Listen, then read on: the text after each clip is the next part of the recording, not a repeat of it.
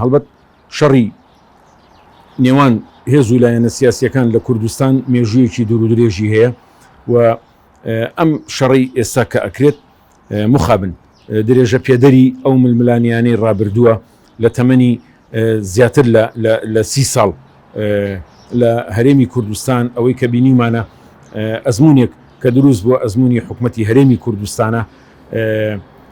دەوڵەتانی داگیرکرد دەوڵەتانی دراوسێ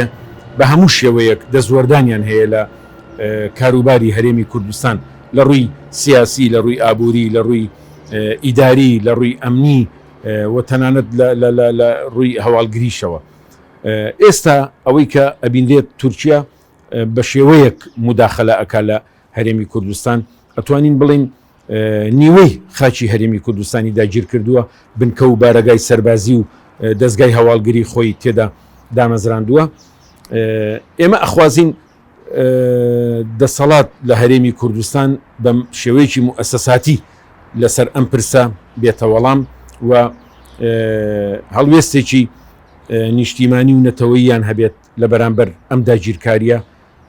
هێز و لایەنە سیاسیەکان بە تێکرا ئەخوازین بەشدار بن لەو هەڵوێستە نیشتیمانی و نەتەوەییە لەمە زیاتر خۆیان نەبان و دوورە پەرێز نەکەن و پریشتی ئەو داگیرکاری و ئەو شەڕ و ئەو ئاگرا هەمویان ئەگرێتەوە. هیوادارین بەڕێز مەسعود بەرزانی خاوەن وتار و قسە و گفتی خۆی بێ کە فەرمووی تا من ما بمجارێکی تر ناهێڵم خوێنی کورد بەدەستی کورد بڕژێت. ئەو لێدوانەی پێرەی مەسعود بەرزانی بەڕێز مەسعود بەرزانی لەگەڵ ئەو وتارەی خۆیدا لەگەڵ ئەو بەڵێنەی خۆیدا ڕێک نایەتەوە و پێچەوانەی ئەو بەڵێنەیە کە دابووی ئێمەی چاودێرانی سیاسی چالاکوانان و کۆمەلگا بەگشتی هیوای گەورەمان هەبوو کە بەڕێز مەسعود بەرزانی لەم تەنگژە و ئالۆزیە نوێیی کە خوڵقاوە ئەم بارگرژەی لە نێوان پارتی کرێکارانی کوردستان و پارتی دیموکراتی کوردستاندا خوڵقاوە و ئەو هێزانەی کە جوڵەی پێکراوە چاوەڕێی ئەوەمانە کرد بەڕێز مەسعود بەرزانی هەڵوێستێکی ئەرێنی هەبێ و ڕۆڵی نێوەنگیر ببینێت و ڕۆڵی سەرۆک و سەرکردە و سەرکردەیەکی کاریزما ببینێت لە غیابی کۆچکرد و جەلال تاڵەبانی و لە غیابی بەڕێز ئۆجالان کە لە زینداندایە. ئێستا بەڕێز مەسعود بەرزانی سنگ و قورسایی خۆی هەیە و کاریگەری خۆی هەیە لە بەڕێوەچوونی ڕووداوەکان لە هەرێمی کوردستان و لەسەر ئاستی هەر چوار پارچەی کوردستان. خۆزگە بەڕێز مەسعود بەرزانی هەڵوێستەکەی بەو شێوەیە نەبووایە و ئەرێنی بواە ڕۆڵی نێوەنگیری ببینایە. هەڵبەت ئەوە هۆکاری تایبەت بەخۆی هەیە و ئەبێ خۆیان وەڵامی ئەوە بدەنەوە بۆچی ئەو وەڵامی بەو شێوەیە داوەتەوە. ئەگەر بیانەوە قەناعەت بە خەڵکی کوردستان بکەن کە پەکەکە ئەوێ ببێ بە ئەلتەرناتیڤی حکوومەتی هەرێمی کوردستان نەخێر پەکەکە لە هیچ شار و شارۆچکەیەکی کوردستان نەمان بینیوە مدیر ناحیەدا بنیە و قایم قام لە قەزایەکدا بنیە و پارێزگار لە شارێکدا بنیە و کاتێک ئەکرێ بڵین ئەیانەوە ببن بە ئەلتەرناتیڤی حکوومەتی هەرێمی کوردستان کە دەستێوەردان لە کاروباری ئیداری هەرێمی کوردستان بکەن. نا بەو شێوێنی و هیوادارین لەسەر ئەو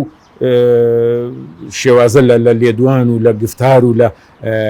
هەڕەشە بەردەوام نەبن و بگەڕێنەوە بۆ لۆژیکی عەقڵ و بیرکردنەوەی نەتەوەیی و نیشتیمانی بە بنەما بگرن. هەڵبەت بە مێژووی گەلانی ئەوروپا و ئەمریکاش ئەگەر ئێمە چاوێکی پێدا بخشێنینەوە شەڕی ناوخۆ لە نەمسا لە ئەڵمانیا لە فەڕەنسا لە ئەمریکا بۆ چەندین سەدە درێژەی هەبووە لەسەر دەسەڵات و دەستگرتن بەسەر دەسەڵات و جومگەکانی دەسەڵاتدا. ئەوەی کە لە ئەنجامدا گەلانی ئەو وڵاتانە پێگەیشتن سندیکاکان ڕێکخراوەکانی چالاکوان ڕێکخراوەکانی کۆمەلگای مەدەنی چالاکوانان چاودێرانی سیاسی ڕۆشنبیران هونەرمەندان کاریگەری و ڕۆڵی ئاکتیڤیان هەبوو لەوەی کە شەڕی ناوخۆ وەک هێڵی سوور وێنا بکەن و نەهێڵن هیچ حزب و لایەنێکی سیاسی جارێکی تر پەنا بەرنەوە بۆ بەر تونند و تیژی بەر شەڕی ناوخۆ. مخابن هێز و لایەنە سیاسیەکان لە کوردستاندا ڕەنگە وابیر بکەنەوە ئەگەر پەکەکە و پارتی شەڕ بکەن لە نێوان خۆیان و شەڕ هەڵبگیرسێ ئەبێتە هۆی لاوازبوونی پارتی یا ئەبێتە هۆی لاوازبوونی پەکەکە ئەمان سوودمەند دەبن تێدا. نابەو شێوەیە نیە هیوادارین ئەو بیرکردنەوەیە تێپەڕێنن بەڵکو بە شێوەیەکی هەستکردن بە بەرپرسیارەتی مێژویی و ئەخلاقی و سیاسی و نەتەوەیی یعنی بیر بکەنەوە هەڵگیرسانی شەڕ زۆر ئاسانە وەک ئەو شەڕانەی کە لە مێژوودا لە ڕابردوودا بینیومانە لە مێژووی نزیکی خۆماندا بینیومانە لە ساڵی 90ەکان لە ساڵی 60ەکان هەڵگیرساندنی شەڕ زۆر ئاسانە بەڵام بەرەو توونێلێکی داخرا و تاریکمانەبات کۆتایی پێهێنانی زۆر قورسە زۆر ئەستەمە زۆر زەحمەتە بە هەزاران دایک جگەر سوتاوە بێ باوک جگەر سوتاوە بێ ژن بێەوە ژنە بێ مناڵان هەتیوە بن ئێستاش